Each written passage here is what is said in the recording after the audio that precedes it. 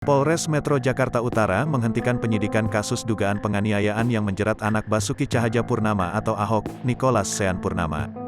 Kasus yang viral itu diketahui melibatkan seorang sales girl showroom mobil mewah bernama Tata Anma itu terjadi di kawasan Pluit pada September tahun 2021 lalu. Mengetahui informasi itu, kuasa hukum Sean, Ahmad Ramzi berharap dihentikannya penyelidikan kasus itu tak berdampak pada laporan kasus dugaan fitnah dan pencemaran nama baik yang dilakukan Ayu Thalia atau Tata Anma segera diselidiki.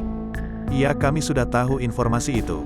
Jadi kami berharap mudah-mudahan laporan kami segera diproses untuk kasus dugaan pencemaran nama baik yang dilakukan Ayu terhadap Sean. Ayu Thalia juga harus mempertanggungjawabkan perbuatannya itu," kata Ramzi kepada wartawan, Minggu, tanggal 5 Desember tahun 2021.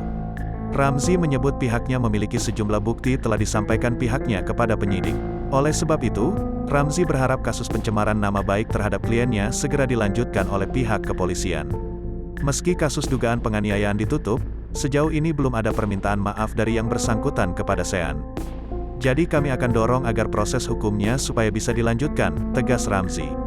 Ramzi menyatakan, pihaknya tidak merespons khusus terkait penghentian penyelidikan kasus dugaan penganiayaan terhadap Ayu Thalia oleh Sean.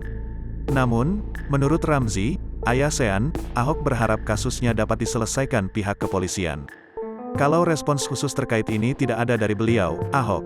Namun, saya sudah sampaikan bahwa dari awal kan Pak BTP ya bilang, jalani proses hukum saja, kita hormati proses hukum yang ada. Artinya, sampai sekarang ini akhirnya dihentikan sudah saya sampaikan demikian. Beliau tetap berharap kasusnya bisa selesai," tutup Ramzi.